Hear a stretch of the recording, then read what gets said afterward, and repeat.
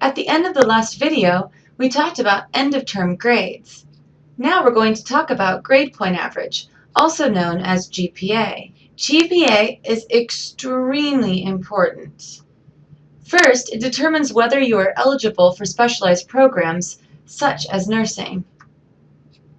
Did you know at Big Bend Community College that you need a 2.0 on paper in order to get into the program? But in actuality, nobody below a 2.7 minimum is making into the program, and the average score on their GPA is 3.45.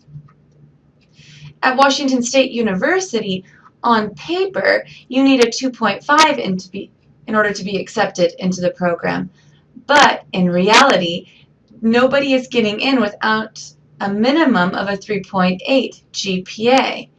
The reason that this is happening is that there are so many qualified people applying for the programs that the top of the list has a higher GPA, which means that even though it might say that you need a minimum of a certain GPA, you need to earn the highest GPA that you can in order to increase your chances of making it into the program that you want to. Next, GPA is extremely important for a couple of other reasons. It influences your financial stability and resources. As we've talked about, and as we're going to continue to talk about, your GPA has a lot to do with how much financial resource you earn. Also, it determines your degree completion. In order to receive a degree from Big Bend Community College, we require that you have a minimum GPA that you meet, and we'll talk about that a little bit later as well. Also, a lot of jobs require you to attach your college transcripts, and many people that are looking at hiring you will look through those transcripts to see what grades you earned in certain classes that they feel are an important part of your ability to be successful at their place of employment. In addition, your GPA is extremely important to continuing your education. If you want to get into a four-year university, you will need to have an outstanding grade point average. And lastly, there are no do-overs. The grades that you earn will be on your transcript. Now, as we talked about, you have a chance to retake classes for a better score, which will improve your overall grade point average, but the original grade that you got in the first class that you took will remain on your transcript. And that could be a good or bad thing depending on the program that you're entering into. Next, let's talk about grading symbols. Big Bend Community College instructors report grades using a numerical grading system from 4.0 to 0.7 and 0.1 or 1/10 increments, and also the grade 0.0.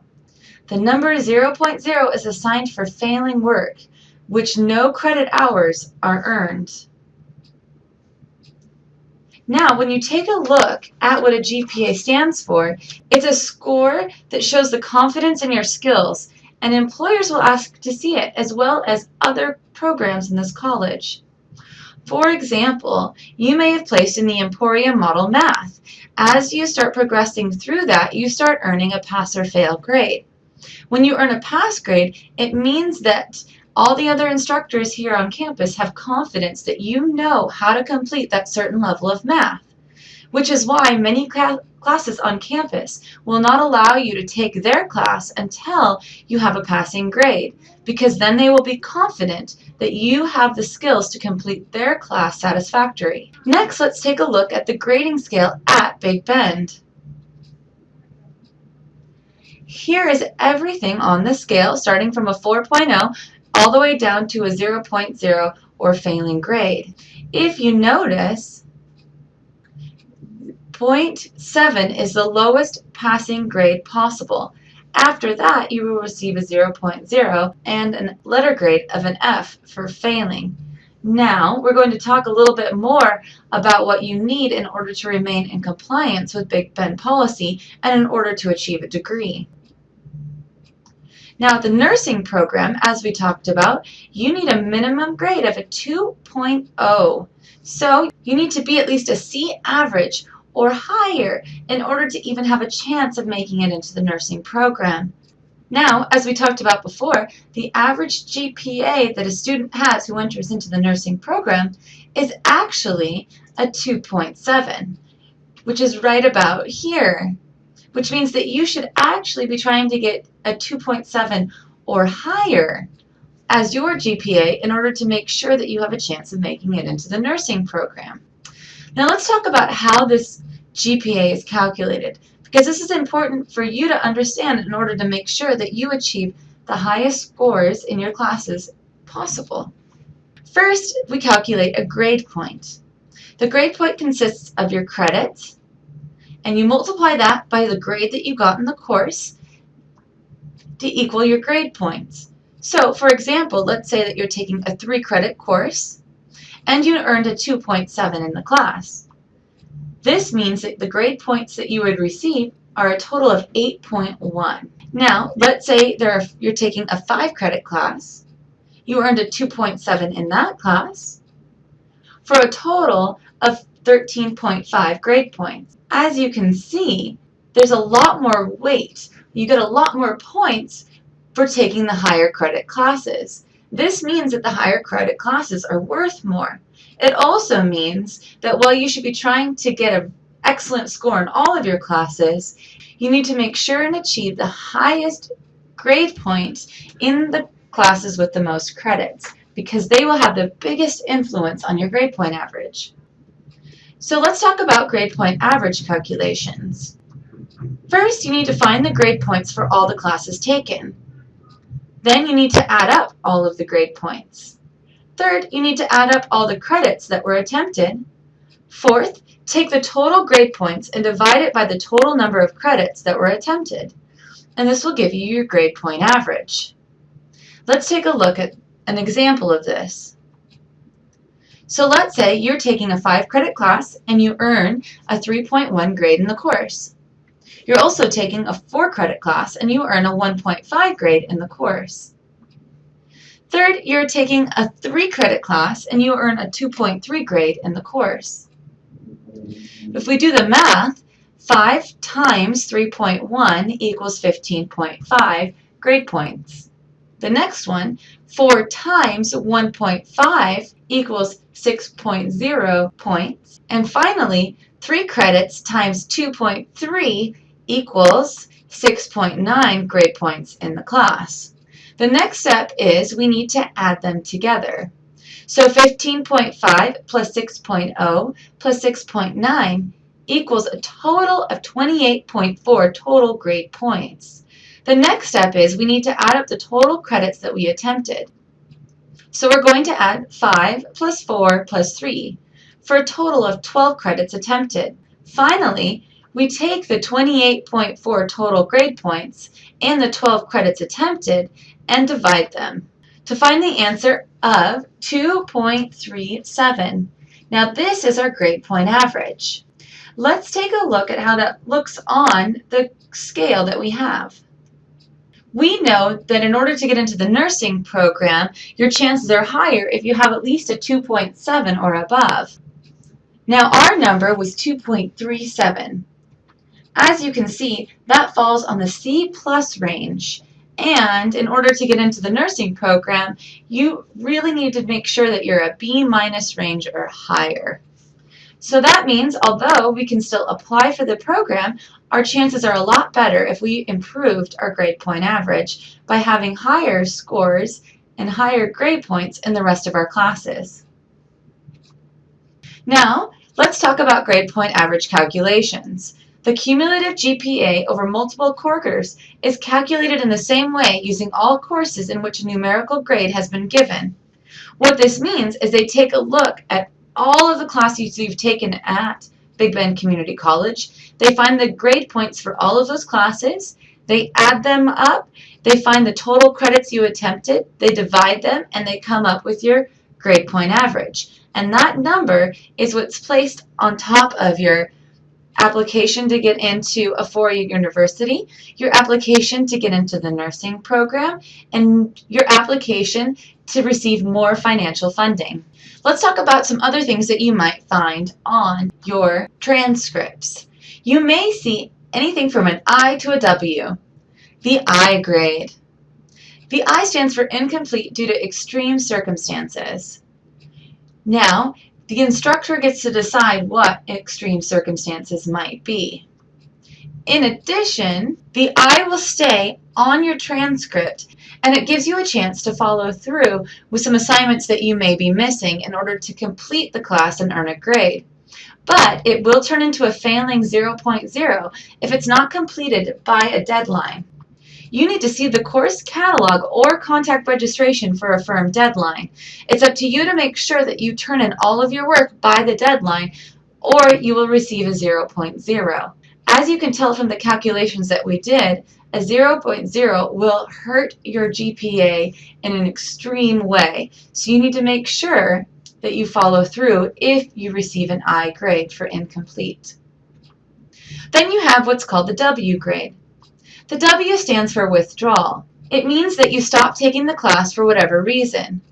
Now, you must have the withdrawal form completed at least 2 weeks before the end of instruction in order to have that as an option. What will happen is the W will be placed on your transcript. Now, this is something that not a lot of employers think very highly about, depending on your situation. You need to tell registration also that you wish to withdraw to make sure that everything is taken care of. In addition, as same as with the I, if you do not withdraw properly, you will earn a failing 0.0 grade.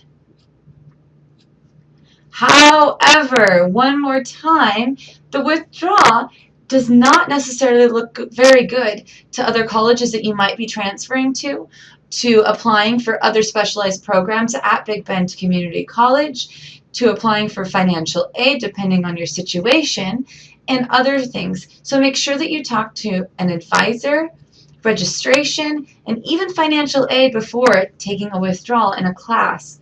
It's extremely important that you take these precautions. Next, there's something called the pass-fail grade, or the PF grade. There are lots of options to take a course. First of all, I want to talk about how a pass in a pass-fail course is not included in your GPA. It doesn't help your score go up or down, but a fail is included in your GPA, and it shows up as a 0.0. So if you don't pass a pass-fail course, you will significantly drop your GPA. Next, for transfer credits. If you take a pass-fail course, they are not typically accepted by universities. So if you are taking a course that you need to transfer to a university, make sure that you're not taking it pass-fail. In addition, the nursing program does not accept pass-fail grades as the equivalent to someone who took an actual course as a regular graded course. So why take a pass-fail course? There are several reasons. First of all, you might be extremely interested in a subject, but you don't want the pressure of having to earn an A, a B, or C in the class. A pass-fail course, if you earn a C or higher, will typically just show up as a pass, and it will not factor into your GPA. For example, if you want to take an art class and learn some pottery, but you also want to get into the nursing program, you might want to take the pottery courses pass-fail, meaning that you only need to earn a C in order to receive a pass. This gives you an opportunity to try something new without the stress of having to have that high grade point that would factor into your grade point average. Now, there is a time limitation to change your grade. A student who believes that an error has been made in the grade received for a course should contact the instructor as soon as possible to discuss the issue. Instructors may authorize a grade change within 1 quarter from the date the grade was issued. Summer quarter is excluded. For example, spring quarter and summer quarter grade changes must be made by the end of fall quarter. This is something that's completely up to the instructor discretion. If you believe that an error has been made, you need to talk to the instructor in a very professional way and support your reason for changing the grade with facts and evidence on why you believe that it should be changed. Honors. This is such a fun part of grades because it talks about the rock star student that put in all the extra effort. There is something called graduating with honors. If you graduate with honors, you have a cumulative GPA of 3.33 to 3.74. If you graduate with highest honors, you have an accumulative GPA of 3.75 to a 4.0. But we also have quarter honors. If you have a GPA of 3.33 to 3.74 and a quarter, you have made the vice president's list, and oftentimes your name will be printed in our newspaper. In addition, we have the president's list for people who have earned a 3.75 to a 4.0 GPA, and your name will also typically be printed in our newspaper.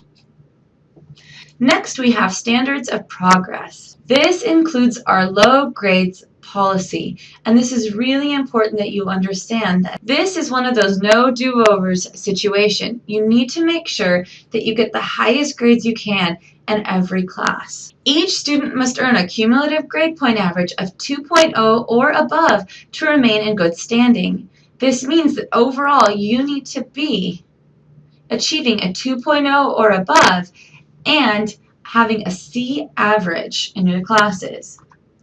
A student earning a cumulative GPA below 2.0 will be placed on warning, probation, or suspension.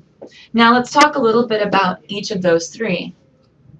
First, let's talk about academic warning. A student with less than 11 cumulative graded credits and a cumulative grade point average below 2.0 will be placed on academic warning status. A student in this category is required to meet with her or his assigned advisor prior to registering for future quarters. So this is basically your first warning. A student with less than 11 cumulative graded credits means that it's probably your first quarter in college. Now let's talk about academic probation. A student with 11 or more cumulative graded credits and a cumulative grade point average below 2.0 will be placed on academic probation status. A student in this category is required to meet with her or his assigned advisor prior to registering for future quarters. This is basically like your second warning because this is a student that's now been below 2.0 average for 2 quarters in a row. Now let's talk about academic suspension. In academic suspension, the student's number of cumulative graded credits at Big Bend Community College is greater than 23 credits, and cumulative grade point average is below 2.0, and quarterly grade point average is below 2.0. Number 2, a student in this category will be suspended from enrollment in classes for 1 quarter. This means that you will not be able to attend classes for 1 whole quarter. Number 3, a student returning after suspension is required to meet with his or her assigned advisor prior to registering for future quarters and must earn a 2.0 quarterly grade point average at the end of every quarter until her or his cumulative point average is above 2.0. So basically, this is almost like 3 strikes, you're out. You had a warning followed by probation, and then suspension is your 3rd strike.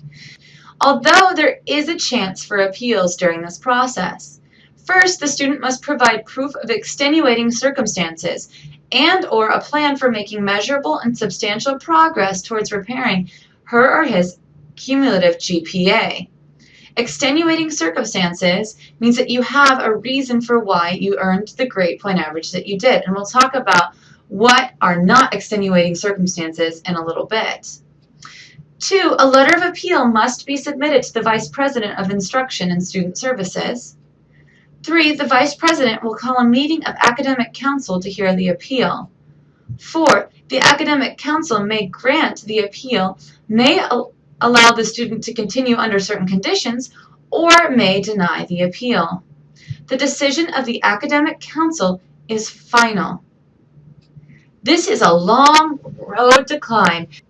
Now let's talk about some reasons why appeals will not be passed. Life happens, but life happens to all of us. So for example, what if your computer breaks down? What if it stops working? What if there's no internet access? What if you get a virus? Unfortunately, these are not things that will pass the appeals process. because you have the Big Bend Library here, and you also have the library in our community as resources to help you.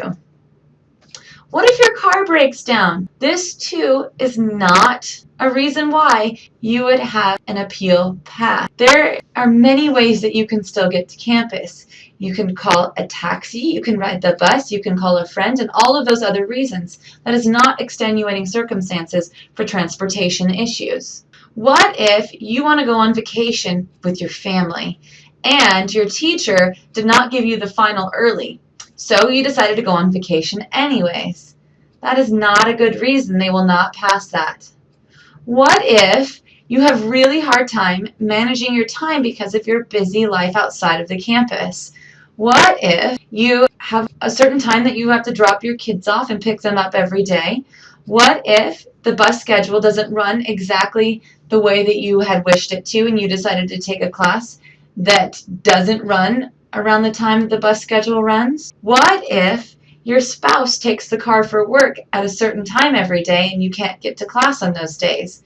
Those are not reasons that the appeals board would allow you to return to school, because there are other options available in order to get here on time, and there are other ways to manage your class schedules to make sure that you can be successful.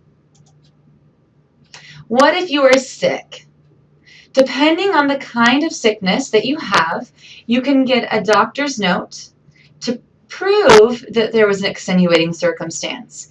If no doctor's note is available, then chances are the appeals board will not accept that reason as an extenuating circumstance. What if there's a huge amount of drama in your life because there are so many things happening all at the same time? That also is not an extenuating circumstance. Life happens to all of the students here at Big Bend Community College, and part of college is learning how to navigate the different responsibilities that you have in order to become a successful student and hence a successful employee later on. Let's talk about the final stage, which is academic dismissal. A student who fails to meet minimum standards and is subject to suspension a second time will be placed on academic dismissal.